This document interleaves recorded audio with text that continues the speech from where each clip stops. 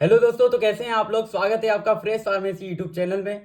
तो गाइज आज की इस वीडियो में हम यूनिट फर्स्ट का जो बाकी का पार्ट जो रह गया था उसको कवर करने वाले हैं। पिछली वीडियो में हमने ये सारे टॉपिक कवर किए थे जो कि थे introduction to pharmaceutical product development, objectives and regulation related to preformulation और फार्मुलेशन डेवलपमेंट। तो पिछले वीडियो लेक्चर में मैंने ये सारे टॉपिक कवर किए थे और साथ ही साथ में आपको हैंड रिटन नोट्स भी मैंने दे दिए थे।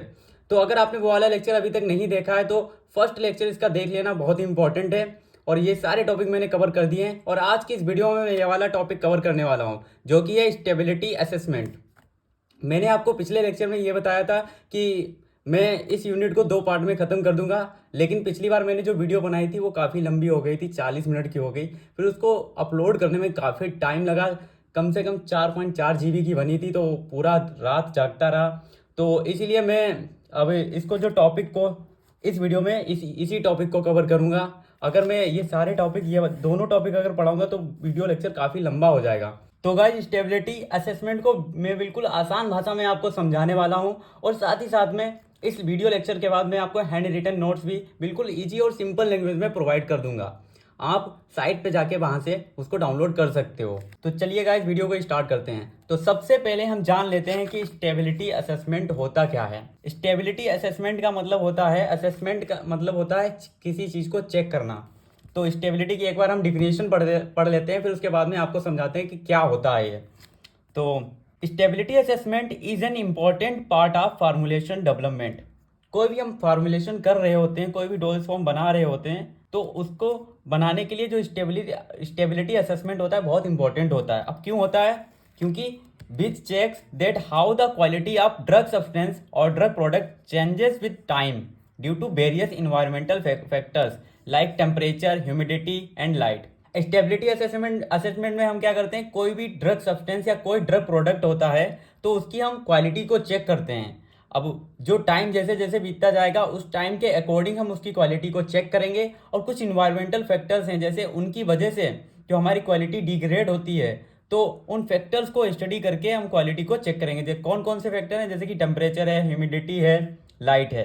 तो ये कुछ इन्वायरमेंटल फैक्टर्स हैं जो कि हमारी स्टेबिलिटी को अफेक्ट करते हैं। तो हमने जान लिया कि स्टेबिलिटी असेसमेंट होता क्या है। तो फिर से एक बार पढ़ देता हूँ। Stability assessment is an important part of formulation development which checks, जो कि चेक करता है, that how the quality of drug substance और ड्रग प्रोडक्ट चेंजेस, कि जो जो भी हमारी ड्रग प्रोडक्ट या ड्रग सब्सटेंस है वो कैसी, उसकी जो क्वालिटी है कैसे चेंज हो रही है, उसको हम चेक करते हैं। ये हमारा कहलाता है स्टेबिलिटी असेसमेंट, जो कि क्या करता है, इट हेल्प्स टू इंश्योर। अब स्टेबिलिटी असेसमेंट हम करते ही क्यों हैं आपको पता चल गया होगा, लेकिन फिर से मैं छोटा सा आपको बता देता हूँ कि मेन पर्पस क्या होता है स्टेबिलिटी टेस्टिंग करने का। तो it helps to ensure the product remain safe, effective and high quality throughout its self life. मतलब इसकी जितनी भी सेल्फ लाइफ है, पूरी लाइफ जो एक्सपायर तक, कोई भी टेबलेट बनाए आपने, कोई सिरप, तो उसकी जो एक्सपायरी डेट तक क्या होगा, इसकी जो जो प्रोडक्ट है वो बिल्कुल सेफ, इफेक्टिव और हाई क्वालिटी का बना रहे। इसीलिए हम स्टेबिलिटी असेसमेंट करते हैं। स्टेबिलिटी असेसमेंट का मतलब होता है कि क्वालिटी को चेक करना और उसकी सेफ्टी, इफिकेसी और क्वालिटी को बढ़ाना। अब हम स्टडी कर लेते हैं, कुछ फैक्टर्स होते हैं जो कि हमारी स्टेबिलिटी को अफेक्ट करते हैं। तो वो कौन कौन से फैक्टर्स होते हैं वो एक बार हम देख लेते हैं। तो सबसे पहला है यहाँ पर टाइप्स ऑफ डोजेस फॉर्म, दूसरा है स्टोरेज कंडीशन, तीसरा है interaction of API with excipients, और चौथा है मैन्युफैक्चरिंग प्रोसेस, पांचवा है टेम्परेचर, ह्यूमिडिटी, लाइट, ये इन्वायरमेंटल फैक्टर्स होते हैं। Light, pH and oxygen can also effect the stability. And छठवां है कंटेनर क्लोजर सिस्टम, और सातवां है टाइम। ये सारे फैक्टर्स हैं जो कि हमारी ड्रग की स्टेबिलिटी को अफेक्ट करते हैं। तो टाइप्स ऑफ डोजेस फॉर्म का मतलब क्या हुआ, मतलब ये टाइप्स ऑफ कोई भी किस प्रकार की आप डोजेस फॉर्म बना रहे हो तो उस पर ये डिपेंड करता है। तो ये आपकी स्टेबिलिटी को अफेक्ट कर सकता है। जैसे आपने टेबलेट की बनाई तो टेबलेट की स्टेबिलिटी ज़्यादा होती है, उसकी सेल्फ लाइफ तक काफ़ी दिन तक ये चलता रहता है। अगर लिक्विड हो गया, लिक्विड अगर आपका कुछ ऐसे टेम्परेचर हो गया, रूम टेम्परेचर, कोल्ड टेम्परेचर पर रखा जाता है, तो उस पर भी डिपेंड करता है कि आप किस प्रकार का डोजेस फॉर्म बना रहे हो, उस पर उसकी स्टेबिलिटी अफेक्ट होती है। जैसे कि solid doses form, semi solid doses form, liquid dosage form, तो किस टाइप की आप डोजेस फॉर्म बना रहे हो उस पर ये स्टेबिलिटी डिपेंड करती है। तो स्टोरेज कंडीशंस क्या होती हैं, अब बात कर लेते हैं कि स्टोरेज कंडीशन, अब इसका मतलब क्या है। अब ये जो स्टोरेज कंडीशन होती है ये हमारी ड्रग की स्टेबिलिटी को क्या करती हैं, बहुत बड़ा इम्पेक्ट डालती हैं। कैसे, कुछ फैक्टर्स होते हैं जैसे कि टाइप्स ऑफ कंटेनर। जैसे आप कोई मेडिसिन या कोई टेबलेट कुछ भी आप स्टोर कर रहे हो, उसको स्टोर कर रहे हो तो किस टाइप के कंटेनर में आप उसको स्टोर कर रहे हो। मान लो अगर ऐसा कोई कंटेनर है जिसमें क्या होता है कि उसमें माइक्रो पार्टिकल या फिर कोई डस्ट पार्टिकल इम्प्योरिटी हो पहले से और हमने उसको साफ नहीं किया और ऐसे, या फिर ऐसा कंटेनर होता है जो हमारी मेडिसिन के साथ रिएक्ट कर दे, तो उसकी स्टेबिलिटी खराब हो जाएगी ना। और जो हमारी ड्रग प्रोडक्ट है, कोई भी फार्मास्यूटिकल प्रोडक्ट है, तो उसको हम ऐसी जगह उसको हम स्टोर करें जहाँ पे उसकी जो टेम्परेचर, ह्यूमिडिटी जितनी रिकमेंडेड है उसके हिसाब से हमें अपनी मेडिसिन को स्टोर करना चाहिए। तो स्टोरेज कंडीशन भी काफ़ी ज़्यादा हमारी स्टेबिलिटी को अफेक्ट करती है। अब हम बात कर लेते हैं अपने तीसरे फैक्टर की तरफ, जो कि है interaction of API with excipients. मतलब जो आपकी जो मेन ड्रग है एपीआई, एक्टिव फार्मास्यूटिकल इंग्रेडिएंट्स, अगर उसका इंटरेक्शन आपके एक्सिपिएंट से हो जाता है, मान लो कोई ऐसा एक्सिपिएंट है जो कि हमारी स्टेबिलिटी को क्या करे, अफेक्ट कर दे, और एपीआई से वो मिलके नए केमिकल अंदर रिएक्शन बना दे, तो जिससे कि हमारी स्टेबिलिटी जो है अफेक्ट हो जाती है, तो उसका जो इंटरेक्शन है उसकी वजह से जो स्टेबिलिटी हमारी खराब होगी, तो इसे हम कहते हैं interaction of API with excipients. अब चौथा फैक्टर है हमारा मैन्युफैक्चरिंग प्रोसेस।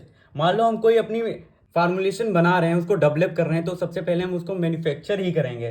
तो मैन्युफैक्चरिंग प्रोसेस क्या होती है, हमारी जो स्टेबिलिटी होती है ड्रग की उसको अफेक्ट कर सकती है। जैसे कि अगर हम अपनी मैन्युफैक्चरिंग कर रहे हैं तो उसमें जो इक्विपमेंट यूज़ करेंगे, मान लो जो हमारा स्टील, ज़्यादातर स्टेनलेस स्टील का इक्विपमेंट हम यूज़ करते हैं, जिससे कि कोई इम्प्योरिटी उसमें ना आए और कोई उसमें इंटरेक्शन ना हो हमारे इक्विपमेंट के साथ में, कोई नई केमिकल रिएक्शन ना बना दे। तो इसीलिए हम उसमें क्या करते हैं, मैन्युफैक्चरिंग प्रोसेस में हम इक्विपमेंट ऐसा यूज करेंगे जो बिल्कुल स्टेनलेस स्टील का हो। उन मैन्युफैक्चरिंग प्रोसेस करने के दौरान हम क्या करते हैं, रॉ मटेरियल्स कुछ ऐसे देखते हैं, उनकी जो क्वांटिटी है और उनके उनमें जो इम्प्योरिटीज़ हैं, वो अगर वो उनको पहले से हम हैंडल कर लें, उनको देख लें, जान लें, और उसको मैन्युफैक्चरिंग प्रोसेस करने के टाइम ही उसको हम सही कर लें, तो हमारी जो स्टेबिलिटी होती है वो बाद में अफेक्ट नहीं होगी। तो मैन्युफैक्चरिंग प्रोसेस जैसे इसमें हो गई। अब यहाँ पर आप देख सकते हो, मैंने आपको पिछले इसमें बताया था कि मैन्युफैक्चरिंग प्रोसेस में क्या प्रोसेस होती है। इसमें कुछ मेथड्स होती हैं, जैसे कि ब्लेंडिंग होती है, ग्रेनुलेशन, कंप्रेशन, कोटिंग। तो ये सारी जो प्रोसेस कर रहे हैं हम, इनको बिल्कुल जैसे रिकमेंडेड कंडीशंस होती हैं जिनमें हम ब्लेंडिंग कर सकते हैं। जैसे क्वांटिटी ब्लेंडिंग का मतलब होता है मिक्स करना। तो हम जो अपनी ड्रग को एपीआई और एक्सिपिएंट को मिला रहे हैं, तो एक प्रॉपर अमाउंट में, प्रॉपर कंडीशन में उसको हम मिलाएंगे। और कंप्रेशन में क्या करते हैं, हम ग्रेन्यूल्स बनाते हैं। ग्रेन्यूल्स बनाने के बाद हम क्या करते हैं, टैबलेट को कंप्रेस करते हैं। और कंप्रेशन में देख लो कि अगर हम ग्रेन्यूल्स बनाएं तो ग्रेन्यूल्स कुछ ऐसे हमने बना दिए जो कुछ ज़्यादा ही हार्ड हो गए, या फिर सही से नहीं बने और वो कंप्रेस करने में दिक्कत हुई और स्टेबिलिटी, जिससे कि हमारी क्या होती है, अफेक्ट हो सकती है। तो मैन्युफैक्चरिंग प्रोसेस की वजह से क्या होता है, हमारी ड्रग की स्टेबिलिटी अफेक्ट हो जाती है। अब हमारा पांचवा फैक्टर आता है इन्वायरमेंटल फैक्टर, जिसमें क्या, temperature, humidity, light, pH and oxygen can also affect the stability. मतलब ये सारे इतने फैक्टर हैं जो कि हमारी ड्रग की स्टेबिलिटी को अफेक्ट कर सकते हैं। तो अब वन बाय वन हम इनको छोटा छोटा देख लेते हैं। तो सबसे पहले हमारा आता है टेम्परेचर। टेम्परेचर में क्या होगा, अगर हमने टेम्परेचर में, अगर हम कोई मेडिसिन, कोई मैन्युफैक्चरिंग प्रोसेस कर रहे हैं और उस टाइम हमने टेम्परेचर को ज़्यादा इंक्रीज कर दिया, तो टेम्परेचर इंक्रीज हो जाएगा। तो हाई टेम्परेचर की वजह से क्या होगी, हमारी जो केमिकल रिएक्शन होगी वो काफ़ी ज़्यादा फास्ट होगी। अगर केमिकल रिएक्शन हमारी फास्ट होगी तो क्या होगा कि हमारी जो ड्रग है वो डिग्रेड होना स्टार्ट हो जाएगी, तो जिससे क्या होगी, उसकी स्टेबिलिटी हमारी अफेक्ट हो जाएगी। तो इसी प्रकार अगर हम टेम्परेचर को कम कर देंगे, बिल्कुल डिक्रीज कर देंगे, तो उससे क्या होगा, कुछ फिजिकल चेंजेस हमारे आएंगे। फिजिकल चेंजेस की वजह से हमारे क्या होगा, वो हमारी जो ड्रग है वो प्रेसिपिटेट फॉर्म में आ जाएगी और वो फ्रीज हो जाएगी, जिससे कि हमारी जो स्टेबिलिटी है वो अफेक्ट हो जाएगी। तो टेम्परेचर की वजह से हमारी स्टेबिलिटी अफेक्ट होती है। अब हम दूसरा फैक्टर देख लेते हैं, जो कि ह्यूमिडिटी। ह्यूमिडिटी अगर इंक्रीज होती है, humidity can also affect the drug stability. तो इसमें क्या होता है, अगर इसकी ह्यूमिडिटी, हमारी कोई भी ड्रग है उसकी ह्यूमिडिटी ज़्यादा है, तो ड्रग क्या होगा, उसकी जो फार्मूलेशन है, ड्रग कोई बनाएंगे हम तो वो डिग्रेड हो जाएगी। और जो ह्यूमिडिटी अगर ज़्यादा होगी तो उसमें डिग्रेड होने के बाद में क्या होगा कि हमारे उसमें माइक्रोबियल ग्रोथ होने लगी, माइक्रो ऑर्गेनिज्म आने लगेंगे, जिससे कि हमारी वो स्टेबिलिटी है ड्रग की वो बहुत कम हो जाएगी, अफेक्ट होगी। अगर वो उसको कोई यूज करता है तो उससे हमें कोई भी डिजीज हो सकती है। इसी प्रकार अगर लो ह्यूमिडिटी होती है, अगर कोई भी ड्रग है जिसको लो ह्यूमिडिटी में ज़्यादा सेंसिटिव है, लो ह्यूमिडिटी में, तो उससे क्या होगा, हमारी जो ड्रग है वो ड्राई हो जाएगी। ड्राई होने के बाद में क्या होगा, उसकी जो स्टेबिलिटी होती है वो धीरे धीरे चेंज हो जाएगी। तो humidity can also affect the drug stability. अब हमारा अगला फैक्टर आता है लाइट। अब लाइट क्या होगा, देखो लाइट में क्या होता है, अगर हम कोई भी अपनी ड्रग, कोई भी हमने लिक्विड डोज फॉर्म में कुछ भी बनाया, तो उसको अगर हम लाइट के एक्सपोजर में लाएंगे, तो लाइट के एक्सपोजर में लाने के बाद उसमें क्या होगा, केमिकल रिएक्शंस होंगी। केमिकल रिएक्शंस होंगी तो जिससे क्या होगा, कुछ केमिकल रिएक्शन होने के बाद हमारी ड्रग जो है वो डीग्रेड हो जाएगी। तो डीग्रेड होने के बाद में हमारी जो स्टेबिलिटी होती है, वो जो स्टेबिलिटी है वो क्या हो जाएगी, अफेक्ट हो जाएगी, खराब हो जाएगी, जिससे ड्रग हमारी जल्दी खराब हो जाएगी। तो लाइट की वजह से भी हमारी जो ड्रग की जो स्टेबिलिटी है वो अफेक्ट हो जाती है। अब अगले फैक्टर की तरफ बढ़ते हैं, जो कि हमारा pH. Change in pH can affect the stability of drug और formulation, specially acid base sensitive drug. जो पीएच होता है, हमारी जो कोई भी ड्रग होती है, ड्रग प्रोडक्ट, उसकी स्टेबिलिटी को क्या करता है, इम्पैक्ट, बहुत बड़ा इम्पैक्ट डाल सकती है, उसको चेंज कर सकती है। क्योंकि कुछ ऐसी ड्रग होती हैं जो कि ज़्यादा स्टेबल होती हैं एसिडिक नेचर में, और कुछ ऐसी ड्रग होती हैं जो कि बेसिक नेचर में कुछ ज़्यादा मतलब कि स्टेबल होती हैं। तो कुछ ऐसी ड्रग जो एसिड सेंसिटिव है, यानी कि जो जिनको बेसिक नेचर में रहना पसंद है, मतलब वो बेसिक नेचर में वो स्टेबल रहती हैं, तो अगर उनको हम एसिड मीडियम में रखेंगे तो हमारी वो ड्रग क्या होगी, उसकी स्टेबिलिटी खराब हो जाएगी और हमारी ड्रग भी खराब हो जाएगी। तो इसी प्रकार जो पीएच है हमारा, जो वो अगर हम किसी भी ड्रग का पीएच चेंज करेंगे तो उसकी जो स्टेबिलिटी होगी वो चेंज हो जाएगी, स्टेबिलिटी अफेक्ट हो जाएगी। तो pH can also affect the stability of the drug. अगला है हमारा कंटेनर क्लोजर सिस्टम। अब कंटेनर क्लोजर सिस्टम क्या होता है, ऐसा सिस्टम, ऐसा कंटेनर्स होते हैं जिनमें हम क्या करते हैं, अपनी ड्रग फार्मूलेशन को क्या करते हैं, फिल करते हैं या उसमें स्टोर करते हैं। तो the type of quality of closure system used for packaging can affect the stability of the drug. मतलब कि ऐसे किस टाइप का हम क्लोजर सिस्टम यूज कर रहे हैं और उसकी क्या क्वालिटी है, वो क्या करेगी, जिससे कि हम पैकेज करेंगे अपनी कोई भी ड्रग, तो वो हमारी ड्रग की स्टेबिलिटी को क्या करता है, अफेक्ट कर सकता है। It can affect the factors such as moisture content, light, temperature, interaction of the drug. मतलब कि अगर कंटेनर सिस्टम हमारा है, उसकी क्वालिटी या अच्छी नहीं है, तो वो क्या करता है, वो क्या कर सकता है हमारे ड्रग के साथ, मॉइस्चर कंटेंट उसमें ला सकता है, जिससे कि ड्रग की स्टेबिलिटी क्या होगी, ह्यूमिडिटी बढ़ जाएगी, डिग्रेड हो जाएगी। लाइट में क्या होगा, अगर वो लाइट सेंसिटिव है और अगर उस कंटेनर पे लाइट पड़ी तो जिससे कि ऑब्जॉर्व कर ली, जिससे कि केमिकल रिएक्शन होगी, हमारी जो ड्रग है उसकी स्टेबिलिटी डिग्रेड, मतलब ड्रग जो होगी वो डिग्रेड हो जाएगी, स्टेबिलिटी भी खराब हो जाएगी।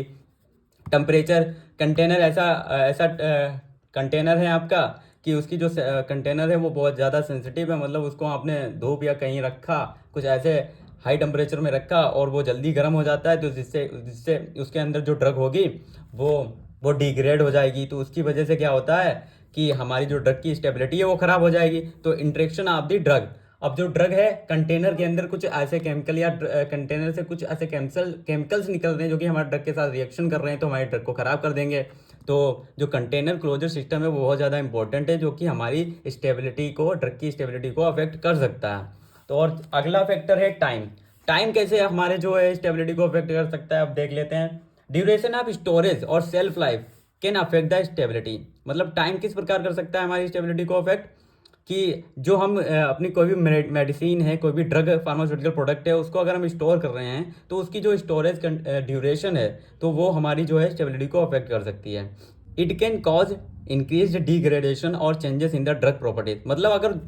मतलब अगर आपने अपनी फार्मास्यूटिकल प्रोडक्ट को लंबे समय तक उसकी सेल्फ लाइफ तक उसको स्टोर किया और वो उससे ज़्यादा टाइम उसका हो गया, उसकी ड्यूरेशन ज़्यादा हो गई, और उसमें क्या होगा, उसकी स्टेबिलिटी धीरे धीरे क्या होगा, उसमें केमिकल रिएक्शंस होंगी, जिससे कि डिग्रेडेशन हमारी जो ड्रग की है वो इंक्रीज हो जाएगी और हम उसमें कुछ चेंजेस आ जाएंगे और हमारी स्टेबिलिटी क्या होगी, अफेक्ट होगी। तो दोस्तों ये कुछ फैक्टर्स थे जो कि हमारी स्टेबिलिटी को अफेक्ट कर रहे थे। इसमें यही इंपॉर्टेंट है, इसमें ये पूछेगा क्या कि स्टेबिलिटी असेसमेंट क्या होता है, अगर 2 नंबर में पूछेगा, फिर उसके बाद में अगर पूछेगा तो आपको 5 नंबर में पूछा कि स्टेबिलिटी असेसमेंट और फैक्टर्स अफेक्टिंग स्टेबिलिटी क्या है। ये सारे मैंने आपको समझा दिए हैं, बिल्कुल आसान भाषा में समझाने की कोशिश की है। अगर आपको नहीं समझ में आता है तो आप फिर से वीडियो लेक्चर रिपीट करके देख लेना, और बाकी मैं हैंड रिटन नोट्स तो आपको अपने साइट पर अपलोड कर दूंगा, वहाँ से आपको मिल जाएंगे, डिस्क्रिप्शन बॉक्स में आप चेक कर लेना। चलिए बढ़ते हैं अपने नेक्स्ट टॉपिक की तरफ, जो कि है स्टेबिलिटी असेसमेंट का ही। इसमें क्या होता है कि अब हमने स्टेबिलिटी जान लिया कि स्टेबिलिटी असेसमेंट होता क्या, उसके फैक्टर भी देख लिए कि कौन कौन से फैक्टर हैं जो कि हमारी स्टेबिलिटी को क्या करते हैं, अफेक्ट करते हैं, ड्रग की स्टेबिलिटी को अफेक्ट करते हैं। अब हम बात कर लेते हैं कि कौन कौन सी मेथड हैं जिनसे हम किसी भी ड्रग की स्टेबिलिटी कर सकते हैं। तो मेथड्स ऑफ स्टेबिलिटी टेस्टिंग। कौन कौन सी मेथड होती हैं जल्दी जल्दी देख लेते हैं। यहाँ पर देखिए पहला है रियल टाइम स्टेबिलिटी टेस्टिंग, दूसरा है एक्सीलरेटेड स्टेबिलिटी टेस्टिंग, तीसरा है कंपैरेटिव स्टेबिलिटी टेस्टिंग, चौथा है लॉन्ग टर्म स्टेबिलिटी टेस्टिंग और पांचवा है आपका इंटरमीडिएट स्टेबिलिटी टेस्टिंग। तो बारी बारी से एक बार इनको हम देख लेते हैं कि ये होती क्या है। ये सारी टेस्टिंग क्या है, ये आपकी मेथड्स हैं जिनसे हम क्या करेंगे, किसी भी फार्मास्यूटिकल प्रोडक्ट की क्या करेंगे, हम स्टेबिलिटी को चेक करेंगे। तो सबसे पहले हम बात कर लेते हैं कि रियल टाइम स्टेबिलिटी टेस्टिंग क्या होती है। Real time stability testing is a method which is used to check that how a drug और medicine remains stable over the time. मतलब टाइम के साथ साथ जो आपकी ड्रग है वो कैसे आपकी क्या स्टेबल रह रही है। तो ये रियल टाइम स्टेबिलिटी टेस्टिंग एक ऐसी मेथड होती है जो कि हमारी स्टेबिलिटी को चेक करता है कि जो टाइम के साथ साथ हमारी ड्रग या मेडिसिन की जो स्टेबिलिटी है वो कितनी ज़्यादा मतलब स्टेबल रह रही है। In this drug is stored in its final container as per recommended storage condition. तो इसमें क्या होता है कि इसमें हम क्या करते हैं, रियल टाइम स्टेबिलिटी टेस्टिंग में जो ड्रग होता है उसको हम जो हमारी रिकमेंडेड स्टोरेज कंडीशन है उसके हिसाब से हम उसको ड्रग को कंटेनर में फाइनल कंटेनर में स्टोर करते हैं। स्टोर करने के बाद में क्या होता है, और ड्रग को जब हम स्टोर करेंगे तो वो उसकी जो जितनी सेल्फ लाइफ होगी, जो सेल्फ लाइफ पीरियड है उसके इंटायर सेल्फ लाइफ पीरियड तक हम उसको स्टोर करके रखेंगे। And samples are taken at regular intervals to test the drug's stability. इसका मतलब क्या हुआ कि जो हमने क्या किया कि ड्रग को रिकमेंडेड स्टोरेज कंडीशन पर उसकी पूरी सेल्फ लाइफ तक क्या कर दिया, एक कंटेनर में स्टोर करके रख दिया है। अब उसको रखने के बाद में क्या करेंगे, उससे सैंपल लेंगे एट रेगुलर इंटरवल्स, मतलब कि एक स्पेसिफिक मतलब रेगुलर इंटरवल्स में हम क्या डेली क्या करेंगे, उससे एक सैंपल लेंगे और जिससे कि हम ड्रग की स्टेबिलिटी रेगुलर चेक करते रहेंगे। तो ये हो गया आपका रियल टाइम स्टेबिलिटी टेस्टिंग। तो आई होप आपको समझ में आ गया होगा कि रियल टाइम स्टेबिलिटी टेस्टिंग क्या होता है। रियल टाइम स्टेबिलिटी टेस्टिंग में होता क्या है कि हम ड्रग को स्टोर करते हैं कंटेनर में स्टोर करने के बाद में क्या करते हैं, उससे हम रेगुलर बेसिस पे क्या करते हैं, उसको लेते हैं सैंपल और उसकी स्टेबिलिटी चेक करते रहते हैं। अब ये क्या, इससे क्या होगा, तो which helps to determine that the product remain safe effective and of high quality during storage. मतलब जब हम ड्रग को स्टोर करेंगे तो स्टोर करने से क्या होगा कि हमारी जो ड्रग की जो सेफ्टी है, इफिकेसी है और जो क्वालिटी है, वो हमारी जो ड्रग की सेफ्टी, इफिकेसी, क्वालिटी अच्छी तरीके से बनी रहे। तो उसको करने के लिए हम रियल टाइम स्टेबिलिटी टेस्टिंग करते हैं। तो अगला टॉपिक है हमारा एक्सीलरेटेड स्टेबिलिटी टेस्टिंग। अब ये क्या होता है, एक बार हम पढ़ लेते हैं फिर आपको समझाता हूँ। Accelerated stability testing is a method which is use to test the stability of drug substance. मतलब आप देखो, अगर कोई भी स्टेबिलिटी जैसे कोई भी मेथड लिख रहे हो तो उसकी स्टार्टिंग की ये लाइन तो आप खुद से बनाकर लिख सकते हो कि ये एक ऐसी मेथड होती है जिससे कि हम ड्रग सब्सटेंस की स्टेबिलिटी को चेक करते हैं, और लास्ट में ये वाली लाइन आप ऐड कर सकते हो क्योंकि ये आप टेस्टिंग कर क्यों रहे हो। तो मेन इसका पर्पज़ यही होता है to determine the product remain safe effective, मतलब आपका जो प्रोडक्ट है स्टोरेज के टाइम पे सेफ इफेक्टिव और हाई क्वालिटी का बने। तो हम अपने टॉपिक की तरफ आ जाते हैं कि accelerated stability testing is a method which is use to test the stability of the drug substance by exposing it to in more severe conditions like higher temperature and humidity than the recommended storage condition. इसका मतलब, कहने का मतलब ये है कि accelerated stability testing ऐसी method होती है जिससे कि हम ड्रग की स्टेबिलिटी को चेक करते हैं और इसको क्या करेंगे, वो जो सीवियर कंडीशंस है, जैसे कि हायर टेम्परेचर है, मतलब बहुत ज़्यादा हाई टेम्परेचर, ह्यूमिडिटी, उसकी ऐसी कंडीशंस में हम ड्रग को क्या करते हैं, एक्सपोज करते हैं, और जो हमारी एक रिकमेंडेड स्टोरेज कंडीशन है उसके अकॉर्डिंग ड्रग को ऐसे स्टोर करेंगे और इन कंडीशंस में ड्रग की स्टेबिलिटी को चेक करेंगे। The purpose of this testing is to accelerate the degradation process and to test the stability of the drug substance over a short period of time as compared to real time stability testing। अब इसका मतलब क्या है, अब देखो आपने real time में देख लिया कि उसको स्टोर करते थे और उसमें सैंपल लेके उसको क्या करते हैं, रेगुलर बेसिस पे उसको हम टेस्टिंग करते रहते थे। अब इसमें क्या करेंगे, इसका मेन पर्पज ये है कि इसमें हम क्या करेंगे, जो हमारी ड्रग की स्टेबिलिटी है उसमें जो ड्रग है उसकी जो डिग्रेडेशन प्रोसेस है उसको हम एक्सीलरेट करते हैं। एक्सीलरेट के नाम से एक्सीलरेटेड स्टेबिलिटी टेस्टिंग है, तो उसको एक्सीलरेट करेंगे जिससे कि हम ड्रग की स्टेबिलिटी को क्या करते हैं, शॉर्ट पीरियड टाइम में ज़्यादा से ज़्यादा चेक करते रहेंगे। ड्रग की स्टेबिलिटी जल्दी हमें पता चलेगी as compare to real time stability testing. I hope आप लोगों को समझ में आ गया होगा। तो अब हम बढ़ते हैं अपने नेक्स्ट मेथड की तरफ, जो कि है comparative stability testing. Comparative stability testing क्या होता है, इसके नाम से ही कि इसमें कंपेयर किया जा रहा होगा। तो ये क्या होता है, सबसे पहले ये देख लेते हैं कि it is also a stability testing method which are use to test stability of pharmaceutical product. मतलब कोई भी फार्मास्यूटिकल प्रोडक्ट है उसकी स्टेबिलिटी को चेक करने के लिए हम इस मेथड का यूज करते हैं। In this test the stability of a drug substance is compared under different storage conditions और पैकेजिंग मटेरियल्स। मतलब अलग अलग पैकेजिंग मटेरियल्स या फिर अलग अलग स्टोरेज कंडीशन में हम उसको क्या करते हैं, ड्रग की स्टेबिलिटी को कंपेयर करते हैं। तो मैंने आपको बताया था कि कंपैरेटिव स्टेबिलिटी टेस्टिंग क्या है, इसमें हम कंपेयर करेंगे और जो ड्रग की जो, अब किससे कंपेयर करेंगे कि जो ड्रग की स्टेबिलिटी है उसको अलग अलग कंडीशन और पैकेजिंग मटेरियल में के साथ हम उसको कंपेयर करेंगे। This test is use to identify the most suitable storage conditions for the stability of the product. अब कंपैरेटिव स्टेबिलिटी टेस्टिंग हम क्यों करते हैं, ये टेस्ट इसलिए करते हैं जिससे कि हम ये पता कर सकें कि जो कोई भी ड्रग है, फार्मास्यूटिकल प्रोडक्ट, उसके लिए best suitable condition, storage condition कौन सी है, जिससे कि हम ड्रग की स्टेबिलिटी को बढ़ा सकें, उसको स्टोर कर सकें। अब ये क्या करेगा, ये कंपैरेटिव स्टेबिलिटी टेस्टिंग इसलिए की जाती है which helps to determine that the product remain safe, effective and of high quality during storage condition. मतलब जब हम ड्रग को स्टोर करेंगे, स्टोरेज कंडीशन के दौरान क्या होगा कि ड्रग की जो स्टेबिलिटी है वो, मतलब ड्रग की जो हमारा प्रोडक्ट है वो सेफ, इफेक्टिव और हाई क्वालिटी का रहे। अब चौथा है हमारा intermediate stability testing. Intermediate stability testing में क्या होता है, in this testing the drug substance is tested eight intermediate time points between the start and end of the stability testing period. मतलब ये है कि ये एक ऐसी टेस्टिंग होती है जिसमें हम ड्रग सब्सटेंस को क्या करते हैं, एक स्पेसिफिक टाइम पॉइंट्स में हम उसको क्या करते हैं, टेस्ट करते हैं। मतलब इंटरमीडिएट क्या मतलब होता है, स्पेसिफिक टाइम। ठीक है, तो उसको हम स्टार्टिंग से लेकर एंड पॉइंट तक क्या करते हैं, उसकी स्टेबिलिटी को चेक करते रहते हैं, which helps to monitor its stability over the time. मतलब जो भी हमारी ड्रग की जितनी सेल्फ लाइफ है, उसकी जो सेल्फ लाइफ जितनी उसकी स्टेबिलिटी है, उसको मॉनिटर करने के लिए हम इंटरमीडिएट स्टेबिलिटी टेस्टिंग का यूज करते हैं। अब हम अगला टॉपिक है हमारा गाइडलाइन फॉर स्टेबिलिटी टेस्टिंग।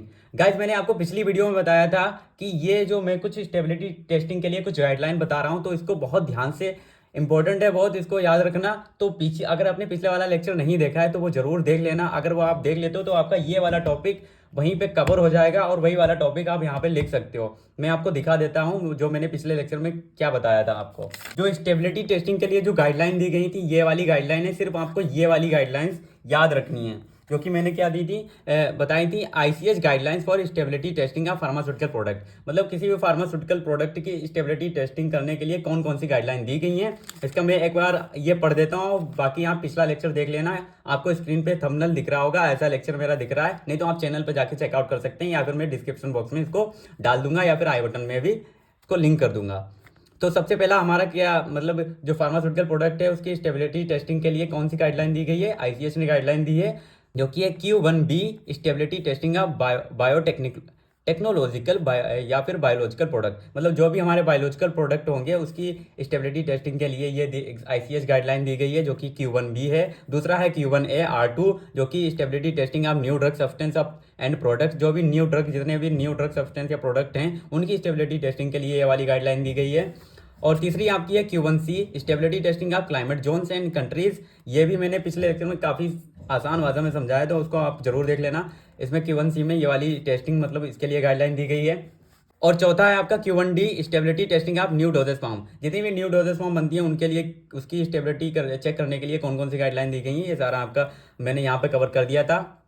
तो दोस्तों वीडियो लेक्चर कैसा लगा कमेंट करके जरूर बताना। अगर आप इसके हैंड रिटन नोट्स चाहते हो तो मैं डिस्क्रिप्शन बॉक्स में डाल दूंगा। और इसका अगला टॉपिक मैं जल्दी अपलोड करने वाला हूं। हमारा ये वाला टॉपिक कवर हो गया है, हमने यहाँ तक अपनी यूनिट के ये सारे टॉपिक कवर कर दिए हैं। बाकी ये जो बचा है manufacturing and quality control testing of different types of doses form, ये वाला आने वाले अगले लेक्चर में इसको कवर कर दूंगा। और ये हमारी पहली पूरी यूनिट खत्म हो जाएगी। उसके सारे हैंड रिटन नोट्स मैं आप साइट पर डाल दूंगा, वहाँ से आप यहाँ पर देख सकते हो। बाकी वीडियो कैसी लगी कमेंट करके जरूर बताना, और चैनल को सब्सक्राइब कर लेना, वीडियो को लाइक कर देना, और अपने फ्रेंड के साथ वीडियो को शेयर कर देना, जिससे कि उनको भी हेल्प हो जाए थोड़ी।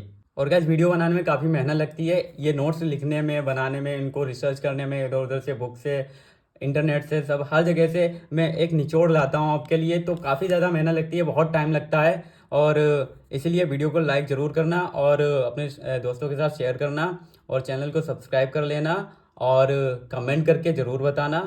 इसी के साथ चलिए मिलते हैं अपनी नेक्स्ट वीडियो में, तब तक के लिए बाय बाय, जय हिंद।